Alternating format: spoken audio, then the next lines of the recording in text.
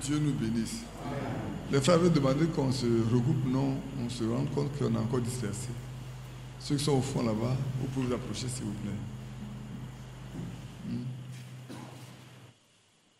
Vous qui êtes au fond, rapprochez-vous pour...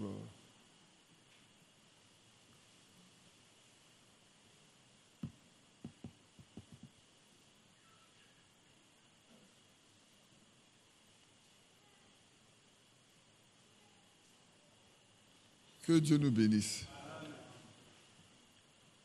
Bon. Ce soir, il y a beaucoup de personnes qui ne sont pas là. Je ne vois pas Aka, je ne vois pas les Jean-Marie. Et je ne vois pas Aka, je ne vois pas les Balou.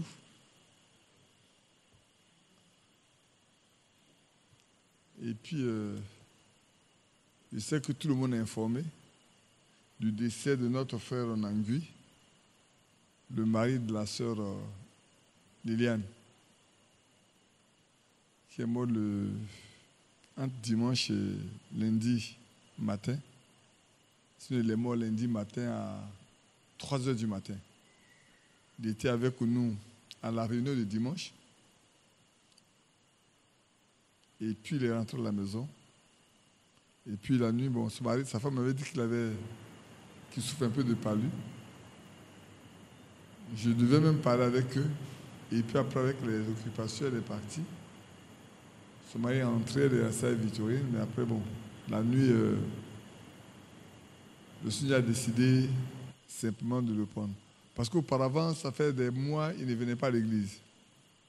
Et puis il a commencé à venir, c'est le troisième dimanche, qui était dimanche passé. Et c'est là que, bon, sa femme lui avait demandé de rester à la maison parce qu'il n'y avait pas assez de moyens pour payer le transport. Il a décidé à tout prix de venir. Il a insisté pour aller. Il a assisté à la réunion. Et puis bon, ils sont rentrés à la maison. Et il est rentré à la maison. Il fallait se reposer simplement. Que Dieu console la famille, que Dieu les assiste, que Dieu les fortifie. Et c'est vrai, ils ont des enfants à bas âge et tout. Mais vous savez, c'est le chemin de tout homme. C'est le chemin par lequel nous tous, si le Seigneur tarde à venir, nous allons passer. J'étais avec Victor, on en parlait. Elle me disait, mais l'année est finie. Il dit, mais l'année n'est pas finie. On ne sait pas qu'est-ce qui peut se passer là, d'ici décembre. Et puis du coup, bon, est-ce que ce dont nous avons parlé s'est révélé vrai? Et lui, il est parti. Donc, sachons que nous pouvons tous partir. Il y a un rescapé de plusieurs mois, de plusieurs jours devant nous. C'est Joseph. Et lui, c'est la grâce de Dieu. À plusieurs reprises, vous voyez que quand le temps n'est pas encore fini, Dieu ne nous prend pas. Moi, je crois qu'on ne part que quand notre temps est terminé. Parce que le Seigneur se sait quel nombre d'années qu'il nous donne. C'est vrai. On peut penser vivre longtemps, et puis on vit court. On peut penser vivre court, et puis on vit longtemps. C'est Dieu qui décide du jour, de l'heure, du moment de notre départ. Que la gloire lui revienne à lui seul. J'ai eu le sentiment que cette veillée est assez lourde. Les chants étaient lourds devant moi. C'est pas vrai? Tout était très lourd, comme si vous n'êtes pas réveillé. Vous êtes fatigué, non? Tout est lourd, lourd, lourd. Alors je me suis demandé qu'est-ce qui se passe aujourd'hui. Ou bien c'est parce que certaines personnes qui vous réveillent ne sont pas là. Ou bien c'est le deuil là qui vous a rendu un peu triste. C'est ça aussi. Mais réjouissez-vous. Heureux les morts qui meurent en Christ. Quand ils se reposent de leurs travaux et les autres les suivent. C'est ça que nous devons comprendre. La séparation. La séparation n'est pas facile. Elle est dure. Mais nous devons savoir que si Dieu le décide, c'est qu'il a décidé, on ne peut rien faire. On ne peut rien faire. On a eu l'occasion de prier pour des personnes qui étaient mortes et qui sont revenues à la vie. Mais lui, quand sa femme m'a appelé et que les choses n'allaient pas, il est tenté de rendre l'âme qu'elle m'a appelé. On a prié ensemble. On entend de prier quand il est mort. Où il m'a dit, mais sa bouche est ouverte, ses bras sont tombés. Je savais que c'était déjà un peu trop tard.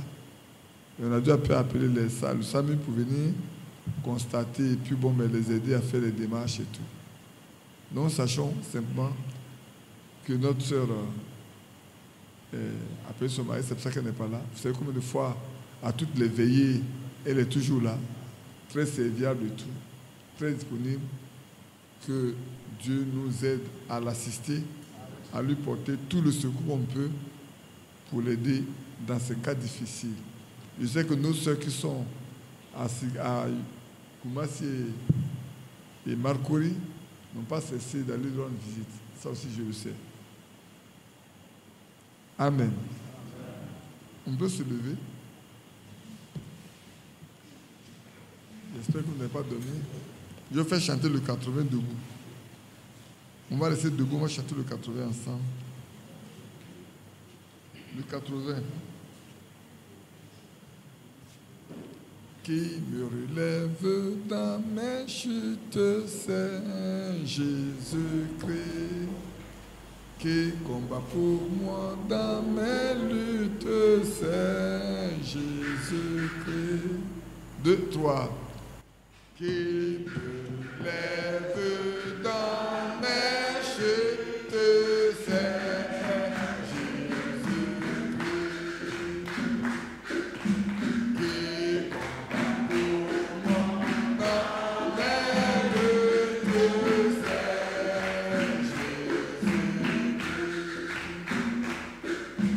Jésus a parlé, je peux croire.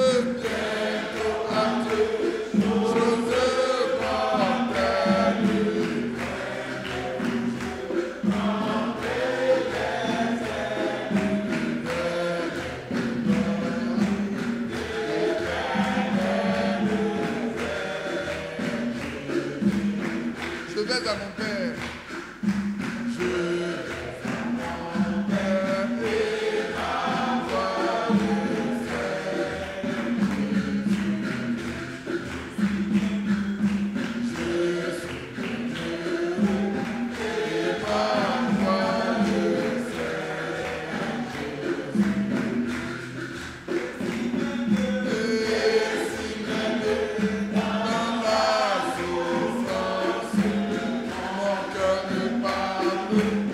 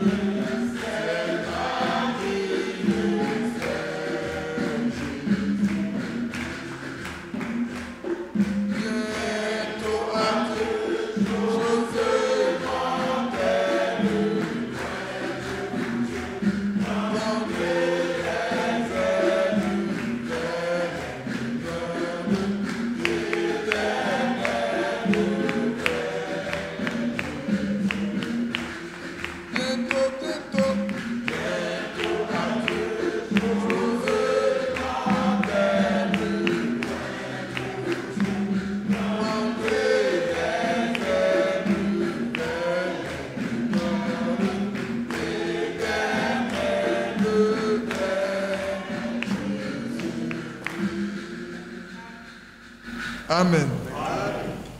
Nous nous excusons auprès de nos bien-aimés qui sont en ligne. On leur avait dit 18h, mais c'était trop tôt pour commencer une veillée à 18h. Elles ont dû attendre, pardonnez-nous. Et désormais, on ferait les réunions, les veillées à partir de 21h. C'est ça le frère Yapi. On le fera à partir de 21h au moins. Comme ça, vous avez le temps de vous reposer avant de commencer avec nous la veillée. Que Dieu vous bénisse pour la confiance que vous nous faites de pouvoir participer à ces veillées avec nous et même d'assister aux réunions de dimanche 2 fois par jour, ce qui est très lourd pour certaines personnes. Et je remercie le frère Yapi qui ne cesse de nous faire l'honneur de nous inviter tous les mois afin que nous puissions prendre part à la Sainte Seine qui est le souper du Seigneur, qui nous rappelle chaque fois que nous nous approchons le départ, la mort de notre Seigneur Jésus-Christ. Et cela doit nous permettre à chacun de nous de veiller sur sa marche, sachant que chaque fois que nous prenons la Sainte Seine, nous annonçons que le Seigneur meurt pour chacun de nous. Alléluia. Amen. Donc que Dieu fortifie chacun, qui garde chacun, qui soutienne chacun. Et les frères ont déjà prié pour vos maisons, afin que tous les biens, tout ce que vous avez laissé, que le Seigneur en prenne soin. Parce que nous savons qu'aujourd'hui, il y a tellement de gangsters, il y a tellement de vols, il y a tellement de... Moi, je ne sais pas comment on peut le dire. Des gens qui pèsent les maisons à tout moment pour chercher à voler et ils ne veulent pas travailler ils ne veulent pas travailler pour avoir de l'argent. Ils veulent seulement prendre ce qui appartient aux autres. Mais le Seigneur est capable de garder ce qui nous appartient, ce qu'il nous a donné. Je ne vais pas poursuivre, alors qu'on a la Sainte Seine, je ne vais pas poursuivre le sujet qu'on a commencé à Abidjan. Je ne sais pas pourquoi, mais j'ai eu à cœur de parler d'autres choses qui me sont juste venues. Comme ça, je n'ai pas réussi à me reposer. Je voulais me reposer, mais hier nuit, je suis arrivé, j'ai dit, mais je vais me coucher pour me reposer un peu pour commencer. Mais dès que je me suis rendu dans la salle, dans la chambre à coucher, je suis allé chercher un bic. Et puis, je me suis mis à travailler, à prier et à travailler. En fonction des versets bibliques qui me venaient, je les notais simplement, sachant qu'on pouvait les partager ensemble avant de faire la Sainte Seine. Vous savez, avant, on se précipitait de pas la Sainte Seine parce qu'on disait, oh là là, il ne faut pas que minuit arrive à la Sainte Seine. Parce qu'on dit que c'est le souper du Seigneur. Mais vous savez, souvent, on lit mal la Bible. Donc, on se met souvent des pressions inutiles. Alors, si vous lisez bien dans Acte 20, vous verrez bien que l'apôtre Paul a rompu le pain à minuit. Le jour où Étichus est décédé, là, où il est tombé, il est décédé, puis il a prié pour lui. Il devait se séparer d'eux. Il a eu une réunion comme nous, on a aujourd'hui. Je pourrais dire qu'ils avaient une veillée. Même si ce n'est pas une veillée comme la nôtre. Mais Paul a prolongé son discours au-delà de minuit. Et à minuit, ce jeune homme est tombé. Il est mort. Il est descendu. Il s'est penché sur lui. Il lui a dit, ne vous craignez pas, son âme est encore en lui. Et puis bon, il est remonté. Effectivement, le matin, l'enfant est en bonne santé, il est complètement revenu à la vie. Et là, il a rompu le pain. Donc, on ne se précipite pas du tout. Et on fait les choses comme la Bible, on a fait dans la Bible pour que Dieu nous bénisse. Amen. Donc on va parler un peu avant de parler de la Sainte Seine, nous allons lire quelques écritures.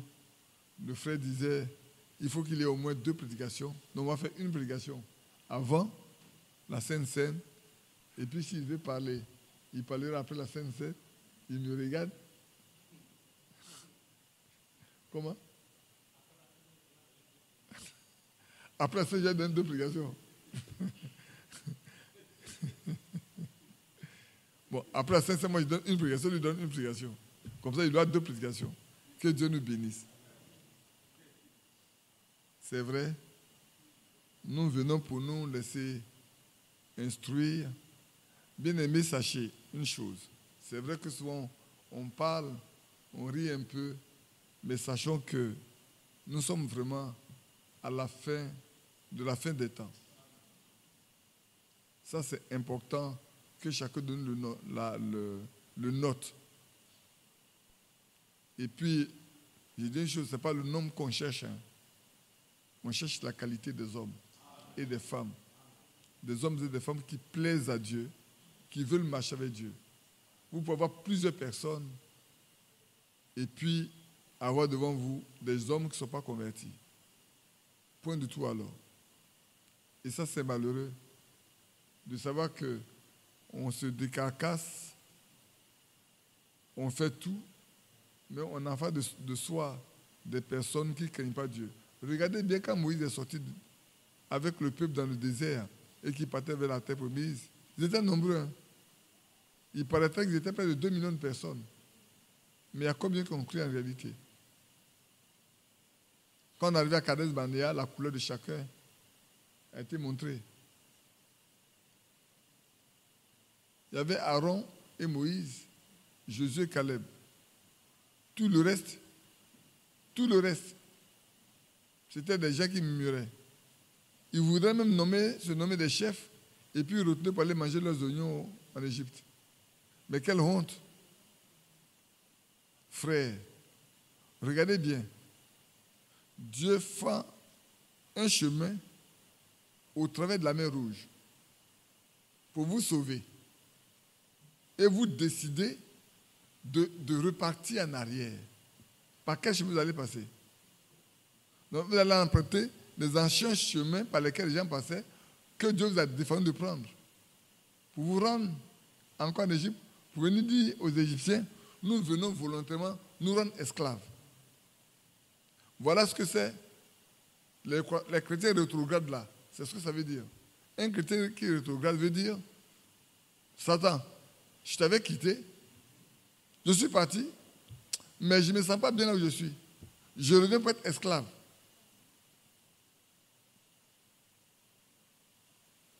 Et ça arrive à beaucoup de croyants, à beaucoup de personnes qui viennent dans la foi, et puis à un moment donné, ils ne se sentent pas bien. Oh, Jésus a trop de problèmes, il y a trop de ceci, il y a trop de cela. Il préfère plutôt aller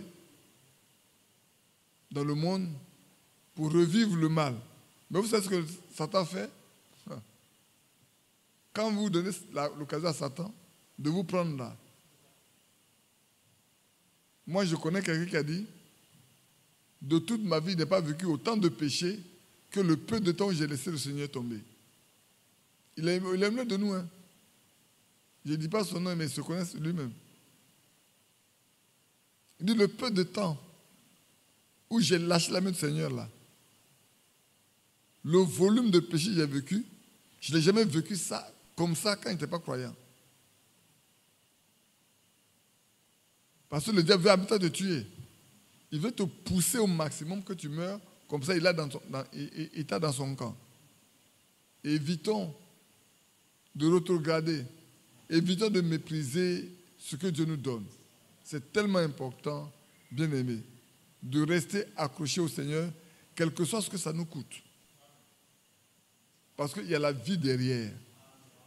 Sachons que le chemin du Seigneur, ce n'est pas un chemin fleuri. J'aime tu le dis, ce n'est pas un chemin pavé de fleurs, pavé de ceci. Non, c'est un chemin rocailleux. Quand nous chantons ce cantique-là, entre deux chemins, Je veux prendre celui de Jésus, qui passe par les monts, par les veaux, qui passe par la croix, je veux prendre celui de Jésus, mais je ne sais pas si on sait de quoi on parle. Souvent on chante des cantiques et on ne fait pas attention à ce qu'on chante. Entre deux chemins, moi je prends celui de Jésus. Qui passe par la croix ou pas, je vais passer. Et quand le moment arrive où il faut prendre pour Jésus, parce qu'on passe par la croix, on dit, ah, c'est trop difficile ça. Depuis que je suis venu chez eux là, rien ne va chez moi, tout est des difficultés, des difficultés. Oui, je vais vous dire pourquoi. Quand vous marchez avec Satan, vous n'avez pas de preuve parce que vous êtes avec lui. Mais quand vous le quittez, maintenant vous marchez pour vous rencontrer face à face. Avant, vous marchez parallèlement. Il n'y a pas de guerre. Mais quand tu l'as quitté là, tu t'es détourné maintenant de lui, vous marchez face à face. Et vous allez toujours vous rencontrer, et c'est là que vous allez vous batailler tous les jours. Parce que lui ne veut pas vous lâcher. Prenez le frère Anguibi était un chasseur. Anguibi, quand tu vas à la chasse, et quand tu as tiré sur un animal qui est mort, tu le chasses encore. Quand tu l'as tué, tu l'as accroché là, est-ce que tu le chasses encore? Tu vas chercher celui qui est encore vivant. C'est ce que le diable fait. Quand il t'a pris avec lui, il n'a plus à te chercher. Il va chercher ceux qui sont avec lui. Et ceux qui sont avec lui, ce sont ceux qui sont contre lui. Et ceux qui sont contre lui, ce sont ceux qui sont avec Jésus. Ceux qui ne sont pas avec Jésus là, il n'a rien à faire avec eux. Et pour lui, ils sont déjà dans son camp. Mais ceux qui sont avec Jésus, qu'est-ce qu'on dit? C'est notre ennemi, c'est l'ennemi de notre Seigneur aussi. Donc, sachez que vous avez un ennemi, avec qui vous devez combattre tous les jours. Tous les jours. Hein. Il n'y a pas un seul jour de repos. Il n'en aura pas du tout dans votre vie. Si vous êtes chrétien, il n'y aura pas un seul jour de repos dans votre vie. Vous devez savoir que vous allez vous battre tous les jours avec Satan. Et le seul moyen de savoir que vous êtes converti, c'est que vous tenez bon. Et que vous comptez sur le Seigneur toujours. Par moment, le diable viendra vous faire sortir de l'atmosphère dans laquelle vous êtes. Parce que le seul moyen de vous avoir, c'est que vous sortez de l'atmosphère dans laquelle vous êtes. Si vous êtes dans l'atmosphère spirituelle, il ne peut pas rester dedans. Si vous restez dans l'atmosphère spirituelle, il ne peut pas vous avoir. Il faut qu'il va sortir un peu. Comme ça, il peut vous guerroyer. Donc, cherchez toujours à être dans la présence de Dieu à tout moment. Si vous êtes toujours dans la présence de Dieu, le diable ne peut rien faire contre vous. Mais dès que vous sortez de la présence de Dieu, alors vous laissez la possibilité de vous attaquer, de vous avoir. Que Dieu bénisse chacun de vous. Je pense qu'on ne va pas traîner. Je vais voir sur les deux sujets que j'ai mis de côté. Je ne sais pas sur lequel. On va commencer par celui-là. Par moment, je ne sais pas si ce n'est pas des réponses à vos préoccupations, parce que je me suis rendu compte dans ces derniers temps, les sujets que nous traitons sont des préoccupations de certaines personnes. Vous savez, la convention, quand on est arrivé ici, il y avait beaucoup de personnes qui étaient arrivées, ils avaient beaucoup de questions dans leur cœur, mais personne n'a posé de questions. Est-ce que vous savez, personne n'a posé de questions? Mais ils étaient venus avec beaucoup de questions. Et il y a peut-être une chose que je ne vous ai pas dite. Nos soeurs, c'est tellement qu'elles suivent actuellement, nos soeurs qui sont arrivées de l'Europe, le jeudi, elles ont débattu d'un problème avec une soeur. Pendant tout le temps concernant ce qui se passe. Tout le temps, elles en ont parlé. Parler. Et puis le vendredi matin, ça est arrivé là. La première explication du vendredi matin, j'ai traité, vous ne savez pas, mais j'ai traité de bout en bout les préoccupations qu'ils avaient. Au point, ils se sont demandé si j'étais dans la même salle, dans la même chambre que elles, quand ils étaient en train de parler. Comme vous allez vous donner dos, moi je vous regarde face à face. Et à un moment donné, j'ai regardé, elles sont en train de se regarder à trois. Je ne savais pas ce qu'elles se disaient, mais quand on est sorti, elles ont dit, mes frères, nous on a un témoignage à rendre. J'ai dit, mais public, elle dit, non, elle ne veut pas rendre devant le public. Elle dit, mes frères, on se demandait, si tu étais avec nous, là où on était assises, là, on était là, parce que tout ce qu'on a traité, mot pour mot, c'est ce que tu as traité. J'ai dit, mais souvenez-vous que le roi syrien a posé la question aux gens qui étaient avec lui. Il dit, mais est-ce qu'il y a quelqu'un qui est pour nous, qui est contre nous, qui est pour les Syriens parmi nous là, parmi les Samaritains là? Est-ce qu'il y a quelqu'un qui est pour le roi de la Samarie? De sorte que tout ce qu'on dit ici, le roi de Samarie est informé. Alors l'un des serviteurs a dit, non, hein, personne n'entre nous n'est pour le roi de Samarie. Mais chez eux là-bas, là, il y a un prophète qu'on appelle Élisée. Tout ce que tu dis dans ta maison, là, dans ta chambre à coucher, là, ce que tu dis là, Dieu le lui révèle. C'est vrai que tout ce que tu dis ici, le roi le sait là-bas. Parce qu'ils ont un prophète qui le lui rapporte. Il y avait déjà les d'autres frères qui étaient arrivés. Vous savez, il y a au moins 50 frères qui étaient arrivés de l'intérieur. Hein. Comparativement à la première convention, il n'y avait pas beaucoup de personnes, mais cette fois-ci, il y avait 50 personnes. Et beaucoup avaient des questions. Ils étaient venus poser des questions par rapport à l'église de Côte d'Ivoire, par rapport à l'église d'Abidjan, par rapport à des problèmes de ceci, de doctrine, de tout. Moi, je ne savais pas. Je parlais seulement. Je parlais simplement, je prenais le sujet. Vous avez vu que j'ai parlé dans le désordre presque tout, hein, si vous regardez bien. C'est pas vrai? Mais c'était dû au fait que les gens avaient des questions auxquelles ils voulaient des réponses. Et chaque fois, on abordait chaque prédication était question-réponse, sans savoir qu'on répondait aux questions. À la fin, il y a un qui a dit,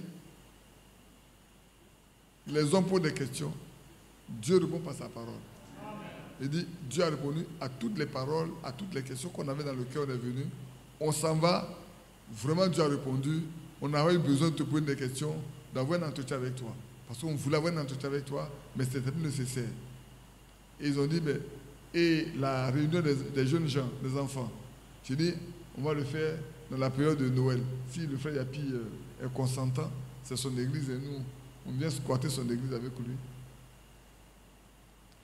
Il nous fait le plaisir de nous accueillir, mais c'est son église. On demande son avis. S'il est d'accord, en Noël, on va faire la réunion des jeunes gens.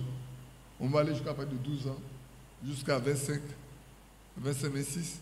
Et il y a une soeur qui m'a dit, frère, quand tu auras fini ça, fais la réunion des jeunes mariés. Il faut faire une réunion pour les jeunes mariés. Parce que beaucoup ne connaissent pas le mariage. Et beaucoup ne savent pas ce qu'on appelle la soumission. Beaucoup ne savent pas comment on appelle aimer son mari. Et ça pose beaucoup de problèmes dans les foyers. S'il te plaît, il faut prier pour que Dieu te conduise à faire une réunion pour les jeunes mariés.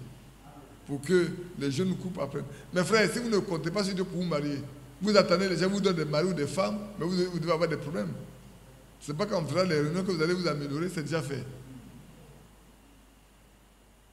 Bref, donc si Dieu le permet, avec l'accord de Yapi, s'il met son site à notre disposition, j'ai demandé déjà aux frères de commencer déjà.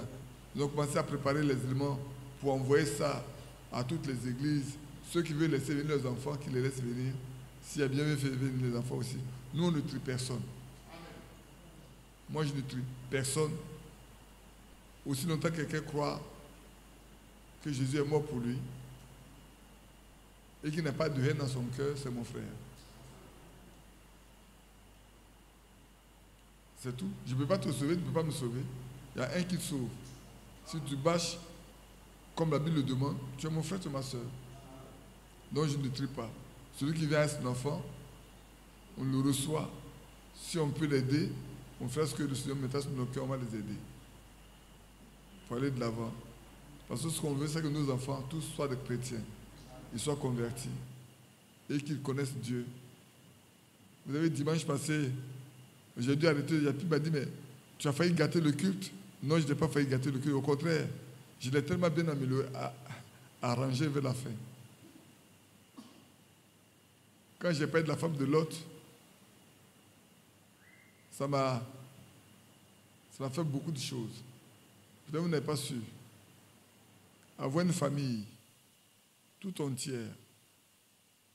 Et Dieu envoie, on en parlait tout à l'heure, Dieu envoie son ange, ses anges, pour vous sauver.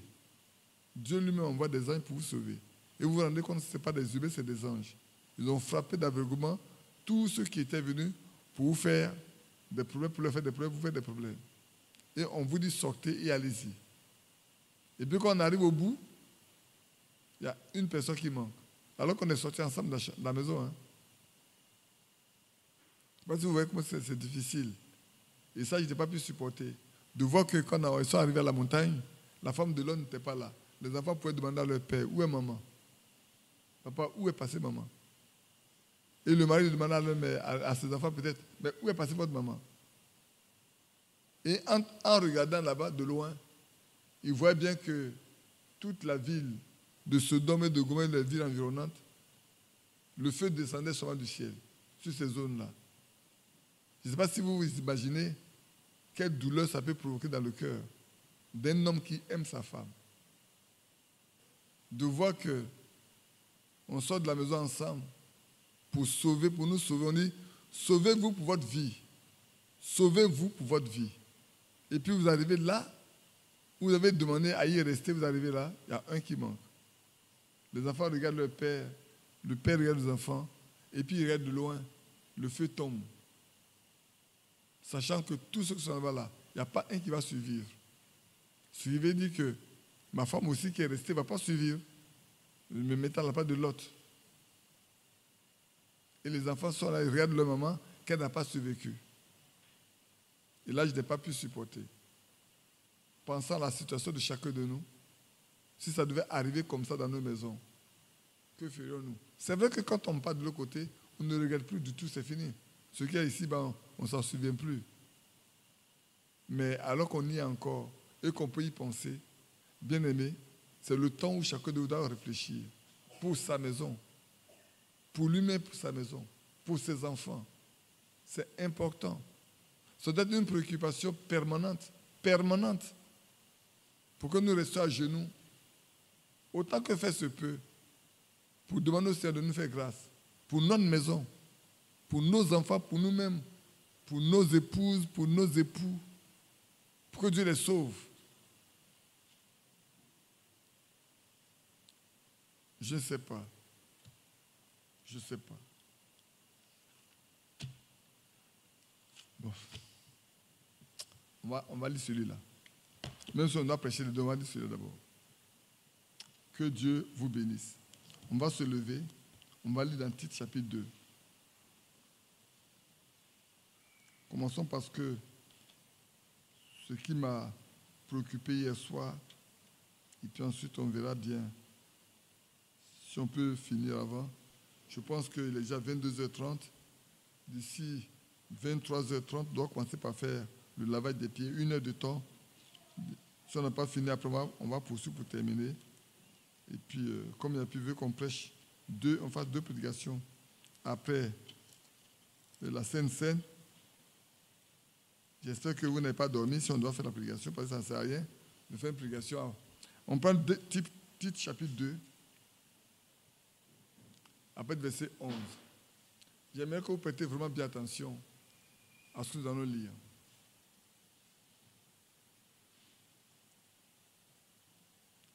Car la grâce de Dieu, source de salut, pour tous les hommes, a été manifestée. Elle nous enseigne à renoncer à l'impiété et aux convoitises mondaines et à vivre dans le siècle présent, selon la sagesse, la justice et la piété, en entendant la bienheureuse espérance et la manifestation de la gloire de notre grand Dieu et Sauveur Jésus-Christ. Il s'est donné lui-même pour nous, afin de nous racheter de toute iniquité et de se faire un peuple qui lui appartienne, purifié par lui et zélé pour les bonnes œuvres. Père céleste, voilà ce que nous savons faire. Nous savons lire, parce qu'on nous a appris à lire. Et c'est pour ça que nous avons pu lire ta parole. Nous avons même la force de pouvoir feuilleter les pages, parce que nous avons de l'énergie en nous. Mais quand on conteste et à la révélation, ça ne peut se faire que par toi seul. Et toi qui connais la raison pour laquelle tu as mis cela sur mon cœur, ô notre Dieu, fasse que chacun de nous puisse en tirer profit, puisse en tirer le maximum, la quintessence pour sa vie, pour sa marche et pour la marche de sa maison. Bénis chacun de nous et bénis la lecture de ta parole au nom de Jésus-Christ. Amen. Asseyez-vous. Maintenant, je commencerai par une chose. Je commencerai par le mot impiété. Je vais expliquer, donner la signification du mot impiété. C'est l'action de s'élever contre ce qui est divin, contre ce qui est la divinité. C'est le mépris des choses saintes. L'impiété, c'est mépriser les choses saintes.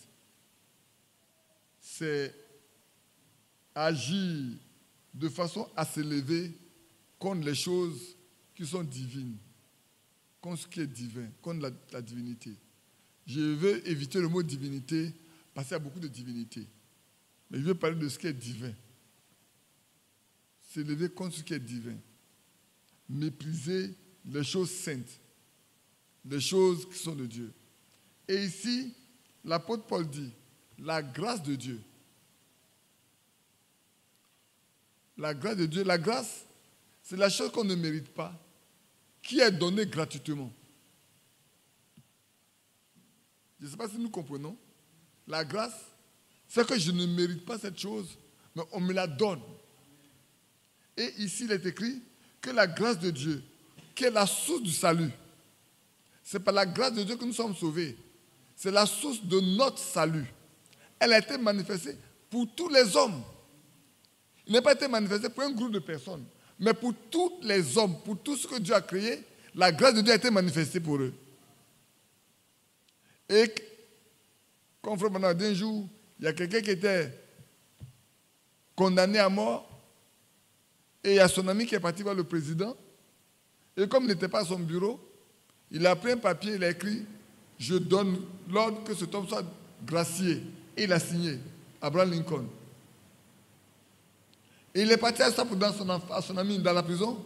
Son ami dit, mais il n'y a pas le papier en tête de la présidence, il ne faut pas te moquer de moi. Moi, je suis prêt à donner à mourir. Je vais aller mourir. Et le lendemain matin, on a exécuté cet homme. Il l'a fait arriver au tribunal. La conclusion était celle-ci. Une grâce qui n'a pas été acceptée n'est pas une grâce. Quand tu offres la grâce à quelqu'un qui la refuse, ce n'est plus une grâce. Et c'est pour ça qu'ici, il est écrit, la grâce de Dieu, source du salut, a été manifestée pour tous les hommes. En d'autres termes, Jésus, quand il est mort, ce n'est pas pour un groupe de personnes, c'est pour tous les hommes. Quiconque accepte la mort de Jésus-Christ, il est sauvé. C'est pour ça que la Bible dit, le Seigneur a tant aimé le monde qu'il a donné son Fils unique, avec quiconque. Il n'a pas cité le nom de quelqu'un. Le mot quiconque veut dire n'importe quelle personne. N'importe quelle personne qui croit que pour lui, Jésus qui est mort, il a la vie éternelle. Il reçoit la vie de Dieu en lui. Amen. Et ici, regardez bien ce qui est dit à la suite. La grâce, source de salut pour tous les hommes, a été manifestée. Et cette grâce nous enseigne. C'est merveilleux. La grâce nous enseigne quoi? À renoncer à l'impiété. Ce qui veut dire que tout homme qui accepte cette grâce-là doit désormais ne plus mépriser des choses saintes. Amen. Il ne doit pas s'élever contre les choses divines. Il doit plutôt prendre position pour ce que Dieu fait. Il ne doit pas être un opposant aux choses que Dieu accomplit. Et cela vient, la source se trouve dans la grâce que Dieu a manifestée à Golgotha pour chaque homme, chaque être humain qui est sur cette terre. Mais pensez-vous que tout le monde va accepter? Non. Car le Seigneur pouvait dire, personne ne peut venir à moi, à moins que le Père ne l'attire premièrement. Et dans Romains, il est écrit, ceux qu'il a connus d'avance, parce qu'il savait, après tout, que quoi qu'il vienne pour tout le monde, mais tout le monde ne l'acceptera pas. La preuve en est que quand il était sur la terre, ce n'est pas tout le monde qui acceptait ce qu'il disait. Quoique beaucoup mangeaient le pain, il y en a qui n'avaient pour objectif que d'aller manger le pain. Il y en a qui avaient pour objectif que chaque fois d'aller l'éprouver par des questions. Oh, Moïse a dit. Qu'est-ce que toi tu dis? Moïse nous a dit que si nous ne voulons pas d'une femme, on peut la répudier en lui donnant une lettre de divorce. Mais toi, qu'est-ce que tu nous dis? Alors, lui de répondre. Au commencement, qu'est-ce que vous avez lu? Qu'est-ce qui était écrit au commencement? Au commencement, il n'y avait pas de divorce.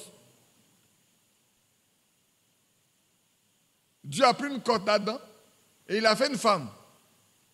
Et il a amené cette femme vers Adam. Et désormais, les deux étaient d'une seule chair. C'est ça ce que Dieu a dit? Il dit désormais, l'homme devait quitter sa mère et son père et s'attacher à sa femme. Frère, notez-le bien et très bien, c'est pas pourquoi j'en parle, mais notez-le bien et très bien. Vous ne pouvez pas prendre une femme et ne pas l'aimer. C'est une injustice.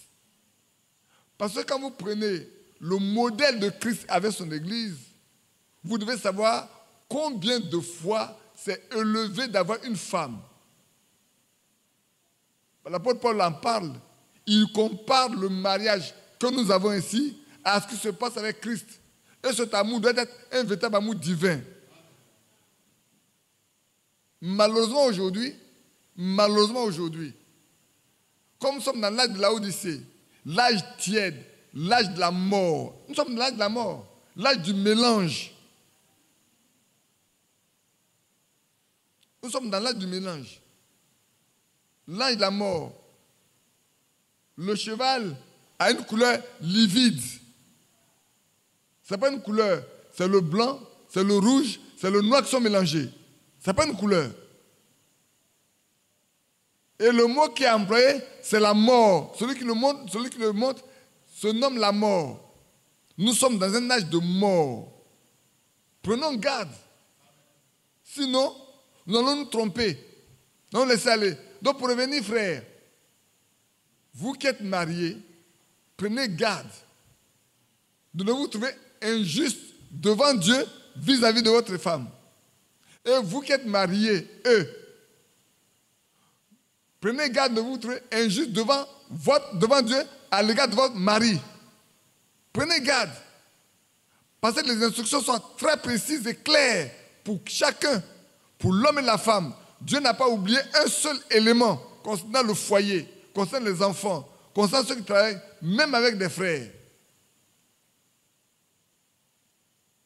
Ainsi, la Bible nous dit que la grâce du salut nous enseigne à renoncer à tout ce qui est une rébellion contre Dieu. Si quelqu'un n'aime pas sa femme, il doit savoir qu'il se rebelle contre Dieu. Si une femme n'aime pas son mari, c'est une rebelle contre Dieu. Parce que c'est Dieu qui a institué le mariage dès le commencement. C'est une institution sainte.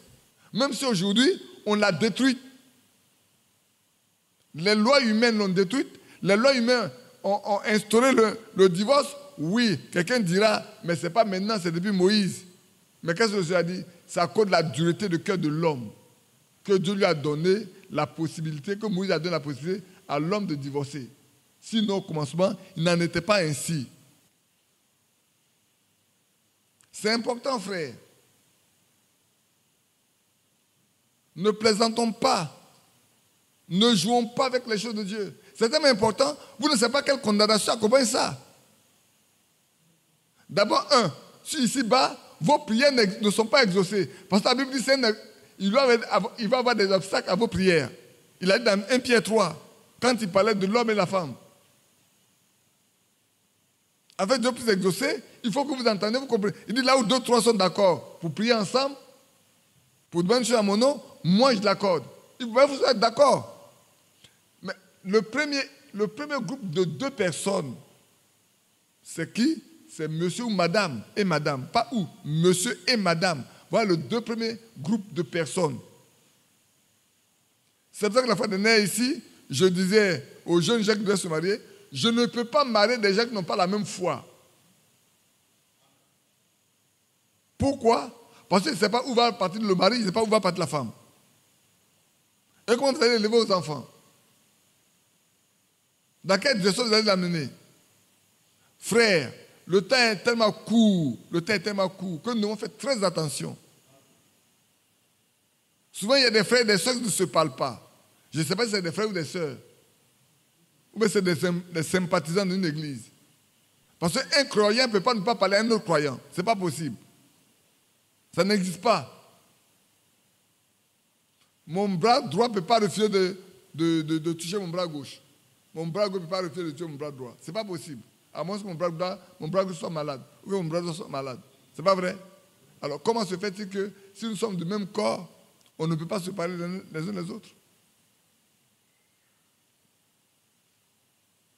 Comment se fait-il que ça? C'est autrement. Donc, ici, je reste un peu longtemps dessus. Parce que je reviendrai après dessus en allant dans d'autres versets bibliques. Mais regardez bien. Elle nous enseigne à renoncer à l'impiété et aux convoitises mondaines. La grâce de Dieu nous demande de ne pas convoiter les choses mondaines. Ne pas être envieux. Malheureusement, le temps est arrivé dans lequel aujourd'hui les croyants d'aujourd'hui, au lieu qu'ils consacrent plus de temps à chercher Dieu, ils passent plus de temps à chercher l'argent.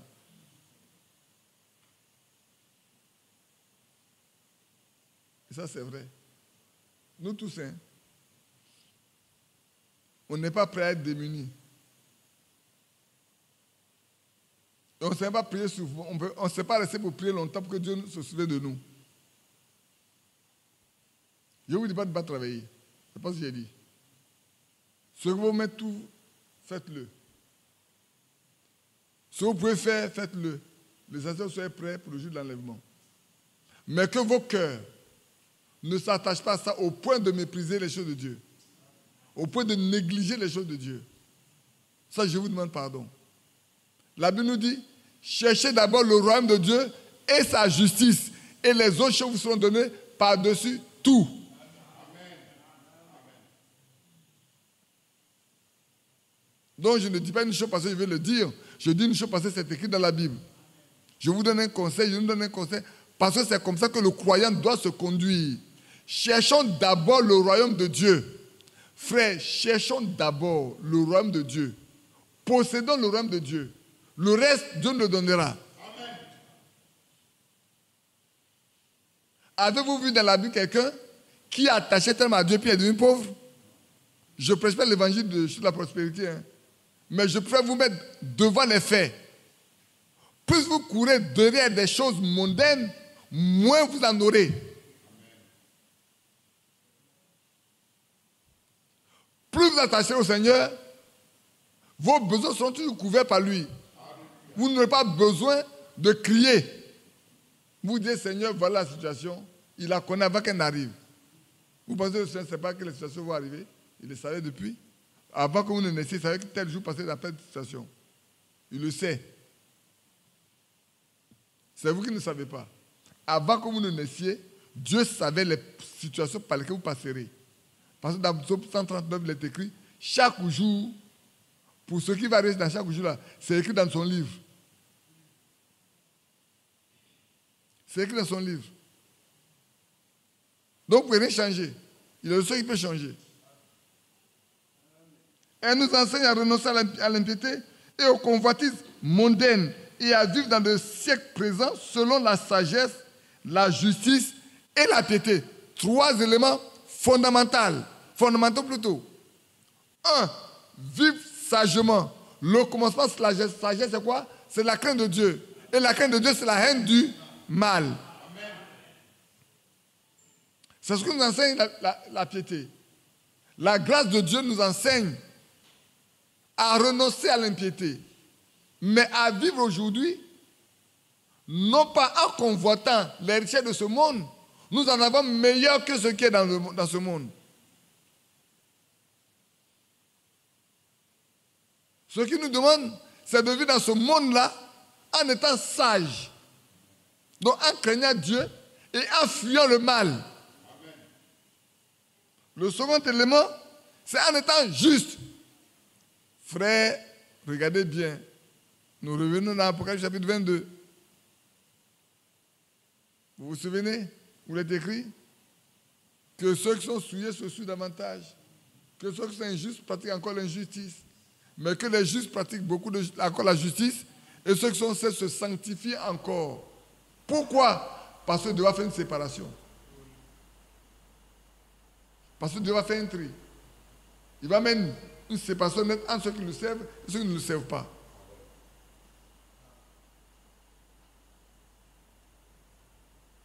Je ne sais pas si nous le notons très bien. Renonçons au monde. Vivons selon la sagesse. Vivons selon la justice et la piété. L'impiété et la piété. Ouais, non? Être impie, qu'est-ce que tu as dit? C'est mépriser les choses saintes. Être pieux, c'est aimer les choses saintes. Amen.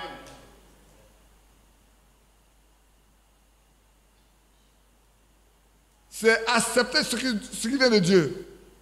Alors que l'impie, lui, dit que Dieu n'existe pas, il s'en fout, il vit comme il veut. Le pieux dit non, que Dieu existe. Amen. Et je vais obéir à Dieu, je vais marcher avec Dieu. Souvenez-vous de la maison de Corneille. On a prêché pourquoi la maison de Corneille. Mais chez Corneille, les gens craignaient Dieu. Chez Corneille, les gens étaient pieux.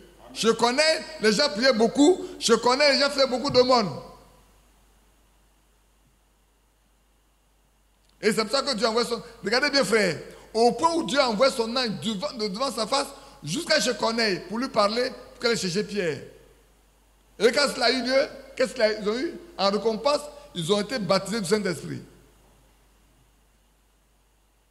Pourquoi ne voulons-nous pas avoir une maison comme celle de Corneille? Pourquoi ne voulons-nous pas être comme Corneille lui-même? Parce que quand Pierre est arrivé, quand Pierre lui a posé la question, il dit, mais dites-moi pourquoi vous venez chercher, moi-même envoyer chercher. Il dit, non, mais à cette heure-ci, hier à cette heure-ci, j'étais en jeûne et en prière. Quand Dieu m'envoie son âme, me dit, envoie quelqu'un à Joppé pour chercher qui? Pierre, surnommé Simon. Dans la maison de Simon, le Corée près de la mer. Dans la maison près de la mer. Et maintenant, dis-nous ce que Dieu t'a donné pour nous. Vous voyez comment les choses sont, hein? Pierre leur dit, de lui dire la raison pour laquelle ils l'ont appelé. Il lui a expliqué pourquoi ils l'ont appelé. Il lui dit maintenant, dis-nous ce que Dieu t'a donné pour nous. Oh, c'est tellement bon. C'est un vrai échange. Tu nous poses la question pourquoi on t'a cherché, on t'a envoyé chercher. Oui, à cette heure-ci, Dieu nous a dit d'aller te chercher. Si Dieu nous a demandé d'aller te chercher, c'est tellement qu'il t'a donné quelque chose pour nous. Maintenant, ce qu'il t'a donné, donne-le nous. Alléluia. Et quand Pierre a commencé à parler, le Saint-Esprit est descendu. Il n'a pas fait d'effort. Il dit, je reconnais que dans toutes les nations, Dieu ne fait pas de favoritisme. Mais s'il y a des gens qui le craignent, alors qu'est-ce qu'il fait? Il est béni. Et Dieu les a bénis.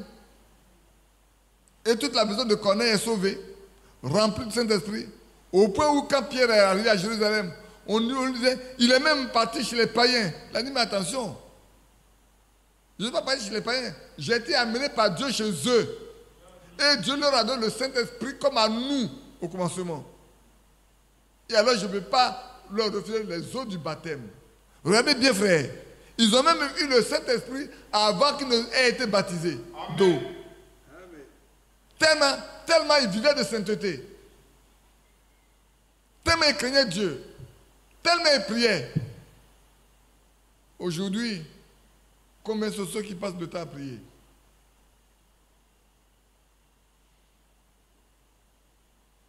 Dans nos maisons, combien sont ceux qui prient dans leur maison? La fois dernière, j'ai dit ici, frère, ayez des réunions de maison avec vos familles. Que ce soit le soir ou le matin, ayez vos réunions familiales. Ayez vos cultes familiaux. Vous devez les avoir. Monsieur, madame, les enfants, même si vous êtes deux, vous devez l'avoir. Monsieur, tu exhortes ta femme. Tu pries avec elle, tu lis la Bible. Tu es le berger de ta maison. Ce n'est pas quelqu'un d'autre qui est le berger de ta maison. Tu es le berger de ta maison. Et tu dois instruire ta maison.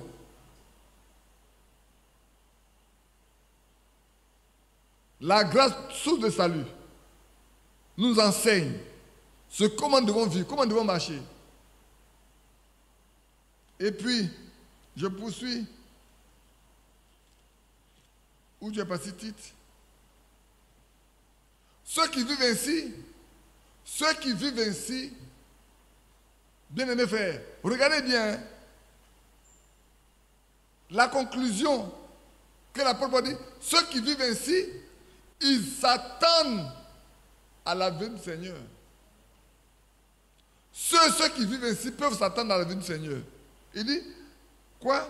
En attendant la bienheureuse espérance et la manifestation de la gloire de notre Seigneur, de notre grand Dieu sauveur Jésus-Christ. Qu'est-ce qu'ils attendent? Ils attendent la bienheureuse espérance. Mais la bienheureuse espérance que nous attendons, nous tous aujourd'hui, c'est la venue du Seigneur. Il n'y a rien d'autre que ça, frère. Le baptême du Saint-Esprit et la venue du Seigneur. Le retour de Christ pour venir prendre ceux qui lui appartiennent pour aller passer 7 ans au ciel. Au moins. Au moins 7 ans. Parce que quand vous lirez, vous allez voir que après les 3 ans,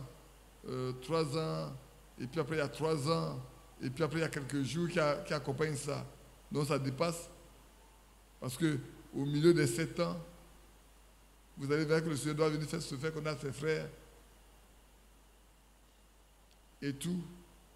Et puis après, les 2 témoins d'Apocalypse, quand ils seront morts, ils seront tués, alors il viendra se faire connaître à ses frères. Mais déjà, les 2 témoins les auraient préparés déjà. À connaître Christ, à accepter Christ, à connaître que celui qui est assis là avec qui ils ont fait l'alliance est un fou. Parce qu'il va se faire passer pour Dieu alors qu'il ne l'est pas. L'impie. Mais nous vivons dans l'attente de la bienheureuse espérance. C'est ça. Mais personne ne peut vivre dans cette condition-là si, frère, il est un impie. On peut être impie tout en étant dans la maison de Dieu. Ne pensez pas que quand on est dans la maison de Dieu, on ne peut pas être un impie. On peut être un impie tout en étant dans la maison de Dieu. Regardez bien, frère. Tout à l'heure, je vous disais, à Kadesh Barnea, beaucoup ont montré leur couleur. Qui était Corée, qui était Dathan, qui était Abiram. N'étaient-ils pas de la maison? Ce n'étaient pas les gens considérés? Ils avaient une forte influence. Quand ils parlent, les gens écoutent. Mais ils étaient des impies. Parce qu'ils se révoltaient tous les jours contre les choses de Dieu. Ils pouvaient me dire à Moïse, tu n'es pas le seul saint. Dieu parle à nous tous, par nous tous. Nous sommes tous saints. Mais il y a un que Dieu a appelé. Il n'a pas appelé Corée Dathan dans le désert. Il n'a pas chargé Dathan Corée d'aller sortir le peuple d'Israël de l'Égypte. Il a chargé Moïse. Et il a joint son frère Aaron. Là-bas, à Kadesh Barnea, le groupe de Corée de Dathan pouvait penser qu'eux aussi, comme ils sont dans le service, ah oui, souvent c'est comme ça, hein, comme eux sont dans le service, ils pensaient qu'ils étaient au même niveau que Moïse. Ils pouvaient révolter les gens contre Moïse. Au point où Moïse a fini par dire, si vous mourrez d'une mort naturelle, c'est que Dieu ne va pas appeler. Frère, c'est dur, hein.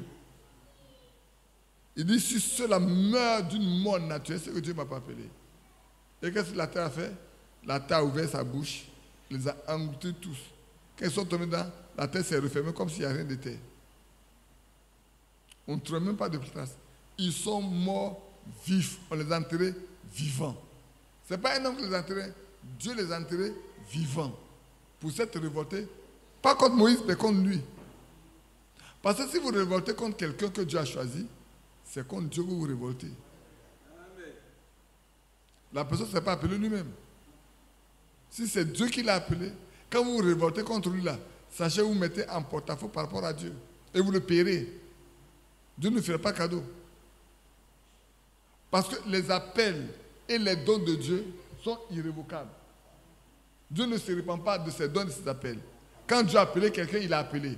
Il ne se répand pas de ça. Et si vous pensez que vous pouvez faire quelque chose comme ça, c'est contre Dieu vous allez.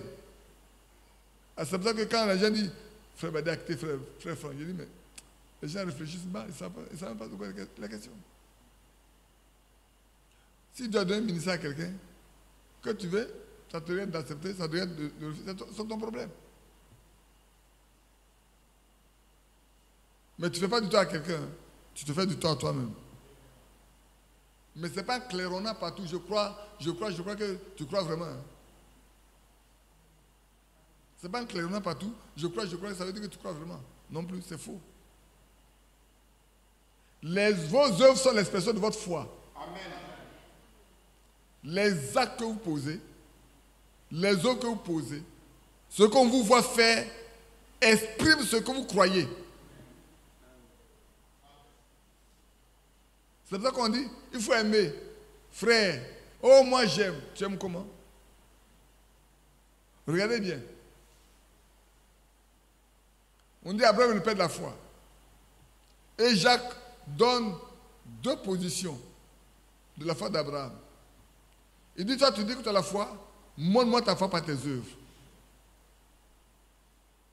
Il dit, la foi sans les œuvres est morte. Donc la foi, est-ce que tu vois ma foi? Tu la vois? Non. Personne ne voit ma foi. Je ne vois pas votre foi.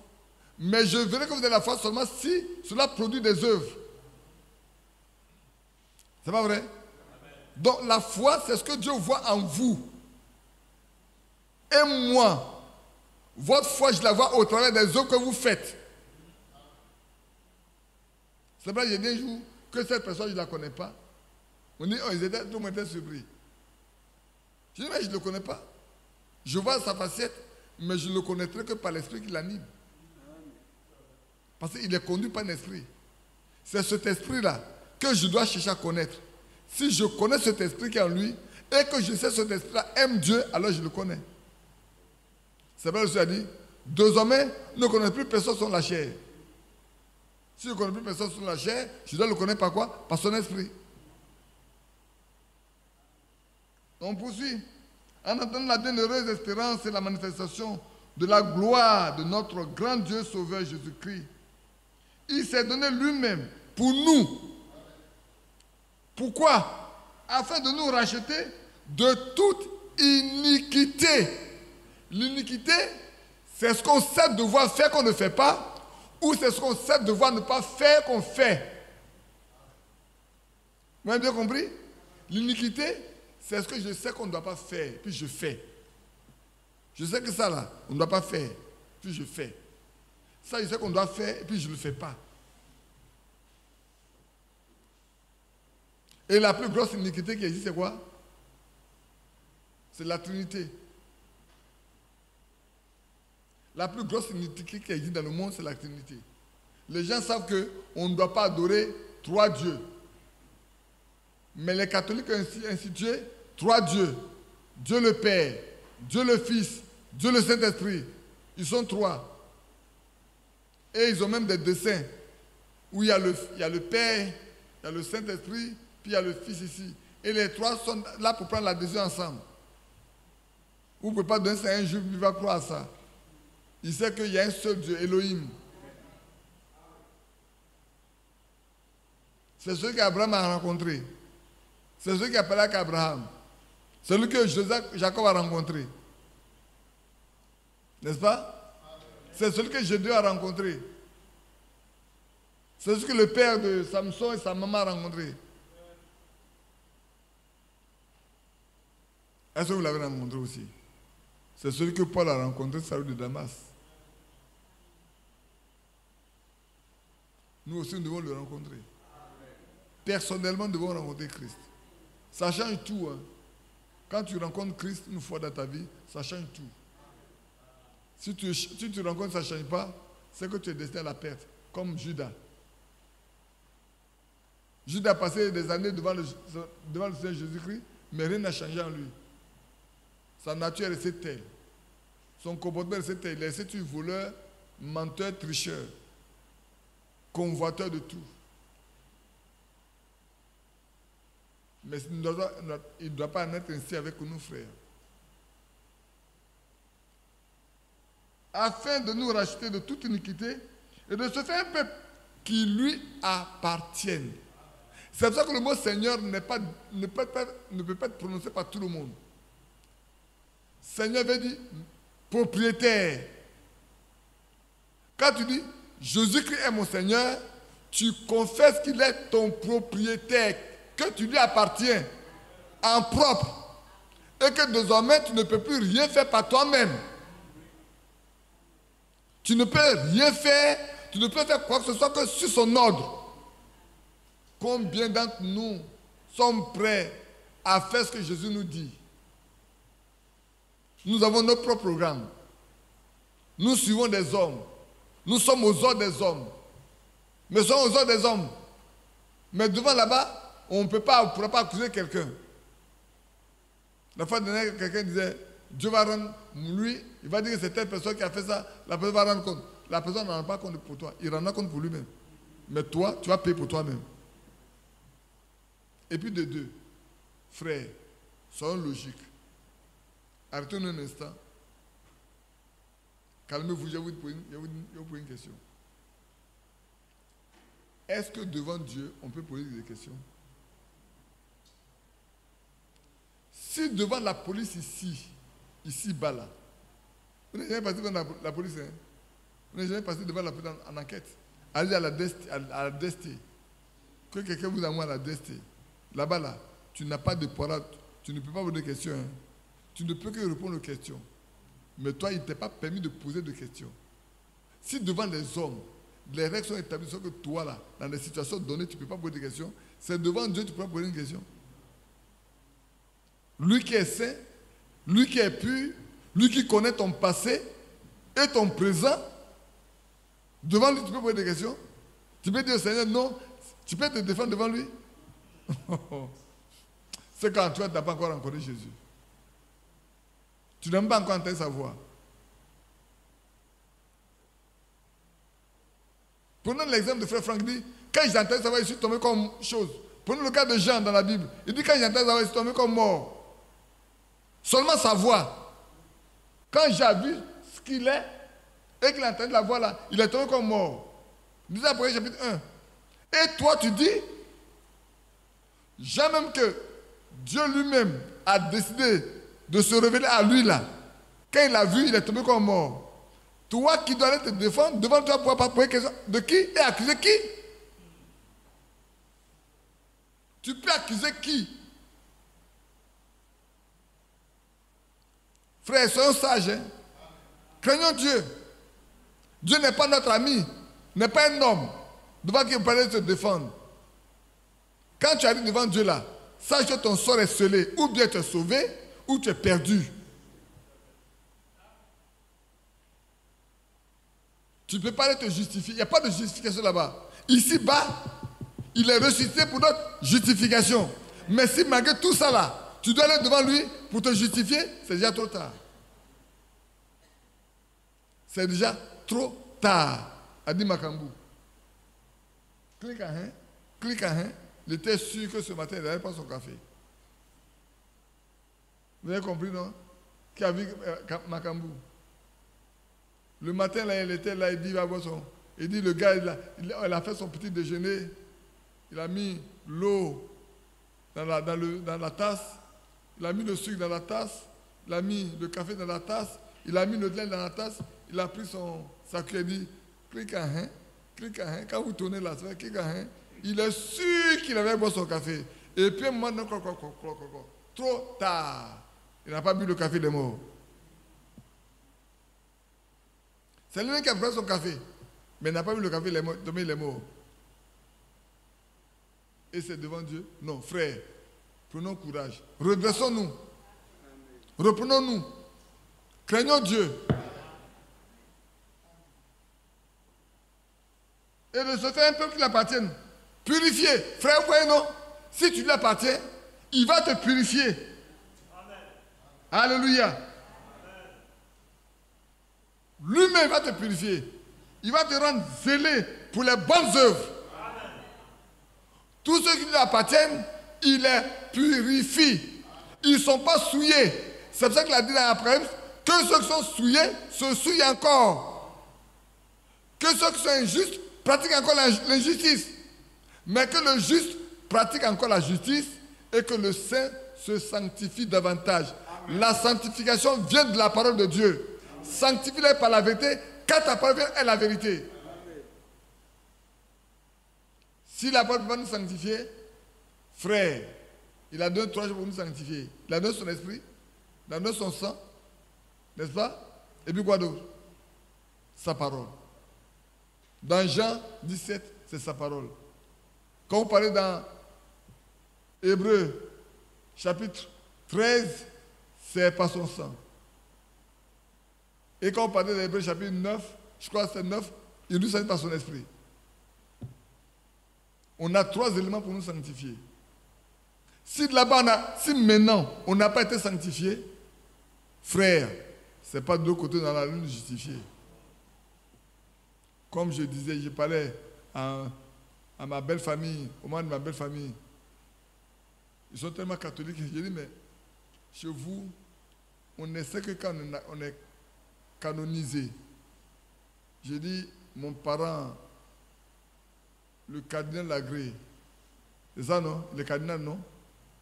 Je ne sais pas si c'est les 4 points cardinaux, mais le cardinal Lagré n'a pas encore fait de miracle. Donc, il n'est pas encore saint. Si Jésus vient demain, il ne sera jamais saint. S'il n'est jamais saint, c'est qu'il est perdu. Or, dans la Bible, les saints sont des vivants à qui on parle. Il dit maintenant, mais si tu veux, on lit la Bible. Alors on a commencé à lire après de 1 Corinthiens, chapitre 1. Au sein qui était à Corinthe. Et on n'a pas dit d'Éphésiens, on n'a pas dit de Philippiens. Au sein. Les saints sont des vivants. Ils sont saints avant de mourir. Parce que le statut d'un homme ne change pas. Frère, je vous ai toujours dit, si vous dormez en tant que voleur, quand on vous réveille, vous ne serez pas autre chose que voleur. C'est faux? Si vous êtes une prostituée, que vous dormez, quand vous vous réveillez, votre état de prostitution demeure. Si vous êtes un drogué ou un soulard, sachez une chose. Quand vous vous réveillez là, c'est votre état là avec lequel vous avez réveillé. Il a ça de même au jour de l'enlèvement. Il a ça même au jour où on paraîtra devant le Seigneur. Notre état, tel que nous sommes, sera devant le Seigneur tel que nous étions. Tu es saint ici, tu iras saint là-bas. Tu es purifié ici, tu iras purifié là-bas. Parce que tu n'as pas un autre moyen que de le laisser te purifier lui. Ce n'est pas une sanctification faite de maison. Ce n'est pas une sanctification qui me plaît. Non, c'est la sanctification qui plaît à Dieu. Ouais, je suis resté sur ce passage alors que j'ai tellement de versets. Il est déjà quelle heure? Non, on a encore du temps. Il est juste 9h20. Ce n'est pas à l'heure. Oh, enlève-moi ça. Il est déjà 23h. Donc il me reste combien de minutes? 17 minutes. Parce qu'à 23h30, on doit pouvoir arrêter. Mais on va lire un passage. Alors, lire dans Romains chapitre 1. Rapidement. Pour corroborer ce passage-là, lisons Romains chapitre 1. Allez voir. On va aller un peu plus vite. Du verset 16 au verset 17.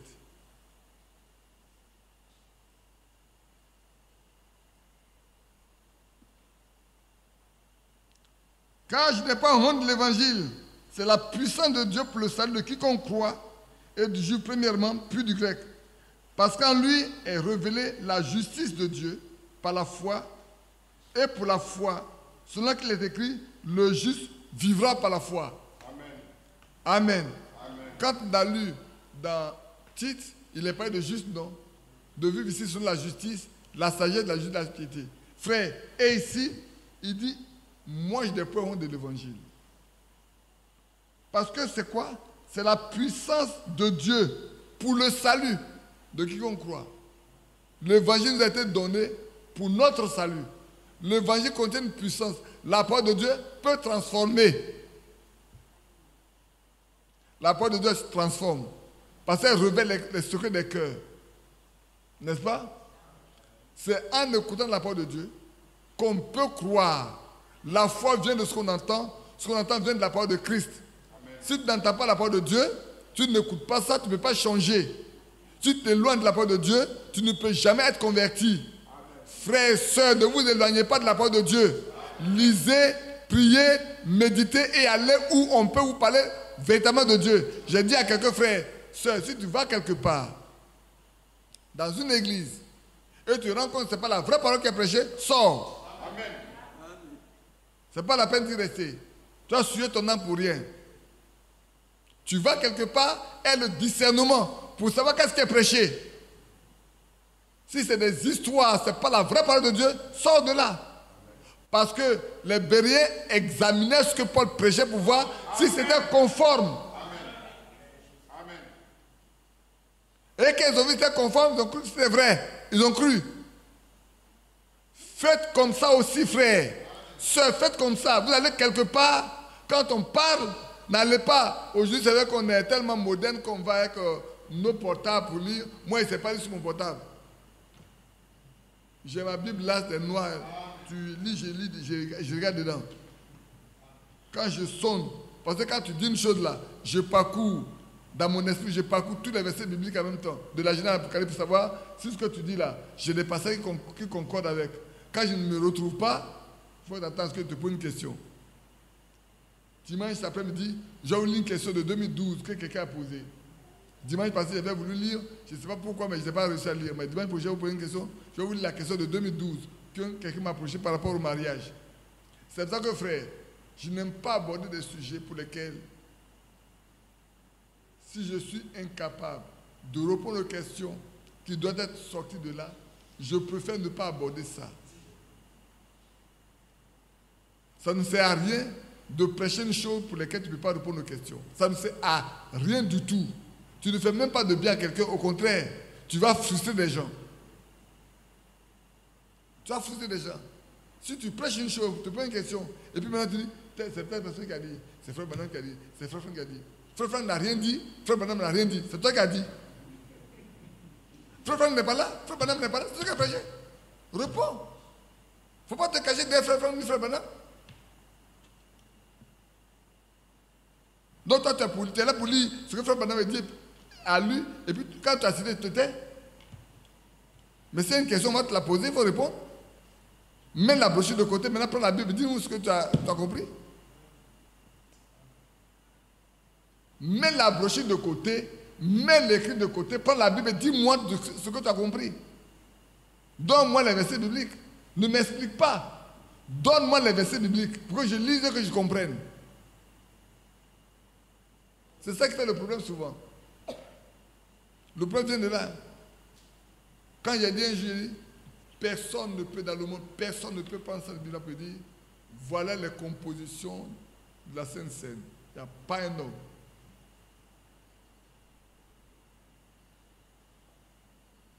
Il n'y a pas un qui peut donner la composition de la Sainte, du Père de la Sainte Seine. Il n'y en a pas. Tu as vu ça une fois? Toi, tu as vu ça aussi? Moi, il n'y a pas retrouvé. Moi, j'ai examiné. Si quelqu'un n'a qu'à venir me donner. Mais pour le moment, je dis de façon péremptoire, pour parler français, que personne, à moins que Dieu lui ait donné la révélation de. Voilà. Ou qu'il ait vu les Juifs pour leur demander, mais Père, le Père de la Sainte, comment vous faisiez ça avant, au temps de vos parents. En temps de nos parents, voilà comment ça se fait. Voilà, tu vas me dire ce que tu as appris de quelqu'un. Que Dieu nous bénisse. Il me reste il me reste 11 minutes. Alors, qu'est-ce que j'ai écrit ici pour vous? Aujourd'hui, frère, sachez une chose, hein, j'ai écrit une chose ici que je vais lire avec vous. L'impiété a poussé cette tendance qui fait que cette parole ne tient plus dans le cœur des humains. L'impiété est rentrée au milieu des enfants de Dieu, au point où la parole de Dieu n'a plus de valeur pour eux. le fait de ne pas croire au Seigneur, là, a tellement pénétré l'Église qu'aujourd'hui, les croyants ne sont pas capables de vivre ce que Dieu dit. Amen. Les gens sont habitués au monde, habitués à la manière de vivre du monde. On a tellement côtoyé le monde que le monde nous a complètement enrobés. Au point où la parole de Dieu n'a plus de pouvoir sur nous. Amen. Et la religion est rentrée au milieu de nous, tellement au milieu de nous, que quand on nous voit, on ne peut que voir la religion. Tout à l'heure, on parlait de mariage avec les frères. On en parlera peut-être tout à l'heure, mais je peux le dire déjà. Frères, vous connaissez un âge dans lequel, dans les églises de là maintenant, on peut dans une autre église se marier puis venir. Les méthodistes peuvent marier les catholiques, les catholiques peuvent marier les méthodistes, les méthodistes peuvent marier les baptistes, les baptistes peuvent marier les assemblées de Dieu. Dans quel âge on a commencé à faire ça? Depuis quand on a commencé à faire ça? Si ce n'est pas dans ces derniers temps. Joseph, toi qui as été assemblée de Dieu longtemps avant, ça se faisait? Une baptiste pouvait aller se marier à un assemblée de Dieu? Non. Non. Pas, encore un catholique, moi-même à un méthodiste. Avant, ça ne se faisait pas, hein, mais maintenant, ça se fait. Les méthodistes se marient aux catholiques. Même dans le message, on va se marier aussi, peut-être bientôt aux baptistes. On a déjà marié les méthodistes. On va bientôt marier les baptistes. Mais ne comptez pas sur moi pour vous marier. Hein. À moins que ça ne soit un ordre divin. Si on ne comptez pas sur moi, de tel mariage, je ne peux pas être dedans.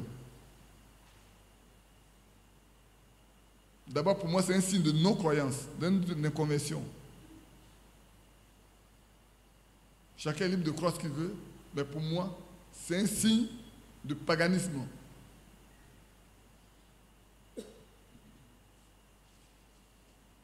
J'aimerais voir comment on va prier à la maison. Parce que regardez, frère, lui croit en un Dieu en 3 personnes. Il baptise au nom du Père, du Fils et du Saint-Esprit. Moi, je suis baptisé au nom de Jésus-Christ. Comment est-ce qu'il peut vivre avec ça? Répondez-moi.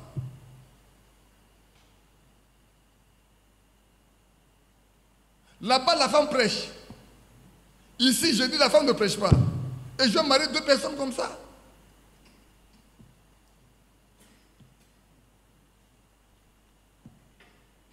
Ne me dites pas qu'il est né de nouveau.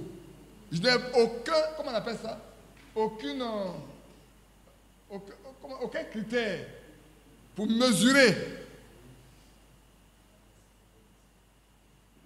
le seul moyen que j'ai, c'est qu'il soit en accord avec la Bible.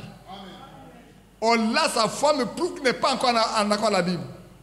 Donc, tu ne peux pas me parler de la nouvelle naissance. Dites-moi, pourquoi le Seigneur a dit à Corneille, il faut que tu naisses de nouveau? Corneille ne lisait pas la Bible? Nicodème ne lisait pas la Bible? Mais Nicodème ne connaissait même pas ce qu'on appelle la nouvelle naissance. Frère, ne soyons pas religieux. Ne soyons pas dénominationnels. Ce n'est pas adressé à quelqu'un. Hein. Je ne m'adresse pas à quelqu'un, je parle à ceux qui sont devant moi ici. Si quelqu'un se sent concerné, ça c'est son problème.